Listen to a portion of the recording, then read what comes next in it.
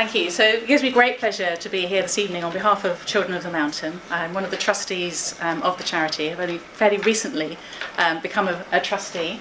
Children of the Mountain is a charity supporting children in the Nepalese, in the Nepal region. We are a very small team based here in the UK. We have 5 trustees in total. Myself, Simon, who's here this evening. John Matthews is the founder of the charity, and the charity is 10 years old this year. And he's not here this evening because he's actually out in Nepal at the moment. He's on a 5-week trip working with the various schools and our team on the ground over there. Mike is our CEO, and as I mentioned, Simon and myself are also trustees of the charity. So Children of the Mountain works with schools in very rural regions of Nepal. Kathmandu obviously is very much an urban city, and we have 2 schools that we support there. But the remainder of our schools are in what's called the Gorkha region, which is where the Gurkhas came from originally, and also the Bandipur region. And then we have a couple of other schools in other locations as well. But what is the common factor with all of those locations is that they're very, very remote. So they are often quite high up in mountain regions, and for us to get there is usually at least a day in a jeep to visit the schools. And for most children, they will walk for 2 hours to get to school each morning. So they will be in very, very remote rural areas. So these are some of the schools, some of the children that we've supported. Now this is before we get involved with those schools. So all the schools that we support are government schools rather than private schools. So government schools means they all wear the blue uniform. The schools are very, very basic. As you can see here, they're nothing much more than sheds. And our role is to go into the schools and to support them in terms of rebuilding classrooms, introducing kindergarten, and more recently we've been introducing computer labs into those schools as well.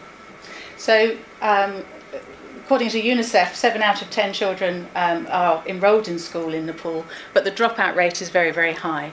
And that's because children, particularly in rural areas, are required to go and work in the fields. They may have to work in the fields before they get to school and after school, and during the harvest season, then they may not get to school at all. The highest dropout rate is with girls. So girls typically will be pushed by their families to be married by the time they're 14 or 15, which means that their education tends to finish very early. So we are an NGO, a charity based in the UK, and then we work with an NGO on the ground in Nepal. So this is our team in the left-hand side up here. John is the founder over in Nepal with the team. This is a picture from a few weeks ago. Raju is our in-country director. He's the gentleman there on the right. Bikram supports schools in the Bandipur region with Sarita. And Krishna at the back there is our logistics manager. They're all local people in Nepal. And Raju is currently doing a PhD, which we're supporting him with as well. Over on the right-hand side, these are some of our school teachers, so ladies who are supporting the various schools that we work with. And our aim is to be able to facilitate training for them. We work with a local company that provides training for school teachers. And the lady in the middle is our first female head teacher in our school. So we have 26 schools in total, and this is the first female head teacher to join the team. So we started out by funding the building of schools mainly. So this, obviously, Nepal has had a fairly turbulent history in terms of not just the politics, but also the level of earthquakes and disruption to the community. So in particular in 2014 and 2016. So our very early work was focused on rebuilding classrooms. We do less of that now, although we have currently a project which is being funded by some of our donors from Austria, who have provided the funds for us to build a school in the Bandipur region. So this is the blessing of the stones to do that. We have 20 kindergartens, which is what you see in the top right corner there, that we've opened over the last 10 years. And kindergartens take those cowsheds that you saw earlier and create these lovely, interactive, very colourful learning spaces for the children. And we train the teachers to be able to work with our interactive toys and tools that we use in the classroom.